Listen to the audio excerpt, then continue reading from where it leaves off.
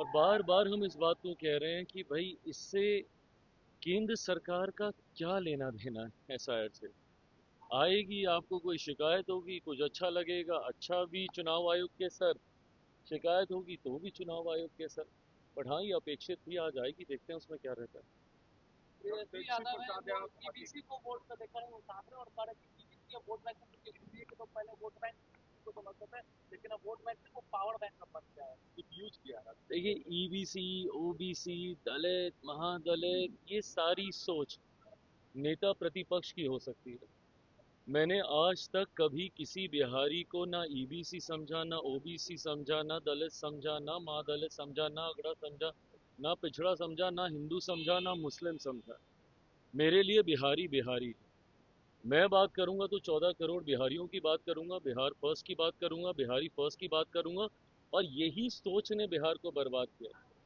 आज आप अपने आप को आप 21वीं सदी का आप बोलते हैं, और ये आप सोच रखते हैं कि भैया किसको हम किस जाति में हम बांट के देखें, और कौन किस जाति का वोट बैंक बनना चाहता है और कौन किस जाति को अपना वोट बैंक बनाना चाहता है।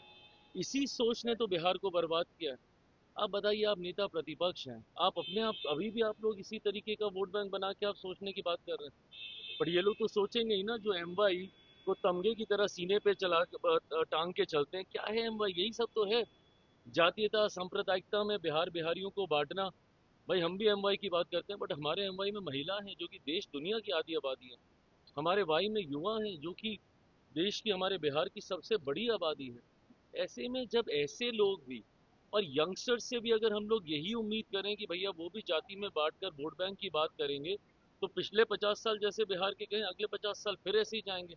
अगली पीढ़ी फिर ऐसे ही जातियों और धर्म में बंटकर बर्बाद होने का काम करेगी। कम से कम युवाओं को इस तरीके से जाति में बिहारियों को बांटकर बात करने की सोच नहीं रखनी चाहिए। चिराग जी, एक बड़ा सवाल तेजस्वी ने उठाया आंकड़ों के साथ कि 20 लाख बजट का पैसा है और 7 लाख करोड़ की योजना का उद्घाटन प्रधानमंत्री और नीतीश कुमार ने दावा कर रहे, धोखा कर रहे, कैसे पूरा करें? और कुछ भ्रष्टाचारी अधिकारी और मंत्रियों का लिस्ट है जो खुलासा करें। दिक्कत यह है कि विपक्ष घबरा गया है, और ये स्वाभाविक भी है। जिस तरीके से एक के बाद एक के बाद एक के बाद एक केंद्र सरकार और राज्य सरकार, मेरे प्रधानमंत्री आदरणीय नरेंद्र मोदी जी और बिहार के मुख्यमंत्री नीतीश कुमार जी ने मिलकर न सिर्फ योजनाओं की घोषणा करने का काम किया है, उनको धरातल पर भी उतारने का कार्य किया। मुझे खुशी इस बात की कि मेरे प्रधानमंत्री ने सिर्फ शिलान्यास नहीं किया, उन्होंने उद्घाटन भी किए हैं। और कई ऐसी जन कल्याण की योजना जिसको लागू करने का काम किया, जो विपक्ष सपने दिखाता रहा था बिहार को कि हम आएंगे तो हम ऐसा करेंगे, हम आएंगे तो हम ऐसा करेंगे। अरे प्रभु, दिए तो थे आपको 15 साल।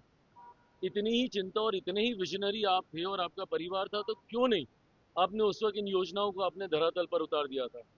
ऐसे में आज जब उन योजनाओं की ना सिर्फ घोषणा की गई है, बल्कि उसको अमल में भी ला दिया गया है।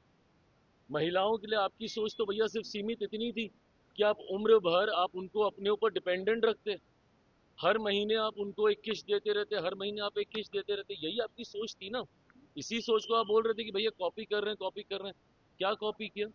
आज 10-10 हज़ार रुपए महिलाओं के अकाउंट में डालकर इस बात को सुनिश्चित करने का हमारी सरकार प्रयास कर रही है कि वो उद्यमी बने, वो अपने पाँव पे खड़ी हो। और जब एक महिला अपने पाँव पे खड़ी होती है तो पूरे परिवार को साथ लेके खड़ा होती है। तो ऐसे में जिन महिलाओं के अकाउंट में गए हैं 10 हज़ार रुपए, वो इसलिए नहीं गए कि भैया आज दिए हैं फिर तुमको दे देंगे, फिर तुमको दे देंगे। नहीं, आप एक प्रोजेक्ट तैयार कीजिए। आप जिस भी व्यवसाय में आप जाना चाहती हैं, आप उसके लिए आप कार्य कीजिए, इनिशियल रिपोर्ट सबमिट कीजिए, और उसके बाद 2 लाख रुपए की और राशि आपको दी जाएगी, ताकि आप उसको पूरी तरीके से आप स्थापित कर सकें। ये विकास की सोच है। ये कैसे एक परिवार को आत्मनिर्भर बनाया जा सके, उस दिशा में उठाया गया कदम है। और स्वाभाविक है भैया, ये ऐसे कदम हैं जो सीधा गरीब कल्याण की योजनाओं को सशक्त करते हैं, महिलाओं को सशक्त करते हैं, परिवारों को सशक्त करते हैं। ऐसे में आपको स्वाभाविक है चुभना ये सारी बातें, क्योंकि आपने तो सपने में भी नहीं सोचा था कि ऐसी योजना भी आ सकती भैया है। एक सवाल और है, पीके ने एक बड़ा आरोप लगाया है उप मुख्यमंत्री प्रशांत किशोर सम्राट चौधरी पर, और उन्होंने कहा कि शिल्पी गौतम हत्याकांड में वो भी आरोपी है। डिप्टी सीएम पर एक बड़ा भ्रष्टाचार और डिप्टी सीएम पे एक बड़ा देखिए, आरोप है। प्रशांत जी एक के बाद एक के बाद एक के बाद एक कई आरोप पे आरोप लगा रहे हैं। ये सही मायनों में कुछ तथ्यों के साथ वो जानकारी साझा कर रहे हैं या सिर्फ आरोप लगा रहे हैं? मैं मानता हूं कि ये तमाम बातें जांच का विषय हैं। ऐसी राजनीति एक बार हम लोगों ने दिल्ली में भी देखी थी, जब दिल्ली में भी एक मुख्यमंत्री बनने से पहले आम आदमी पार्टी के एक नेता आए थे और आरोपों की सूची उन्होंने लगा दी थी, और उसके बाद जब उनके पास वक्त आया कि उस सूची पे वो कुछ कार्रवाई कर सके तो उन्होंने एकदम खामोशी साध ली थी। मुझे नहीं पता किन तथ्यों के साथ प्रशांत जी इन बातों को सामने रख रहे हैं। मैं मानता हूं कि जिन जिन के ऊपर आरोप लगाए गए हैं वो पूरी तरीके से सक्षम हैं अपना पक्ष रखने के लिए। उनमें से कुछ नेता ने बहुत प्रमुखता से मानहानि का दावा भी किया है, और भी जो स्पष्टीकरण की जरूरत पड़ेगी समय समय पर ये आरोप लगाएंगे, वो जवाब देंगे, दूध का दूध पानी का पानी अपने आप होगा।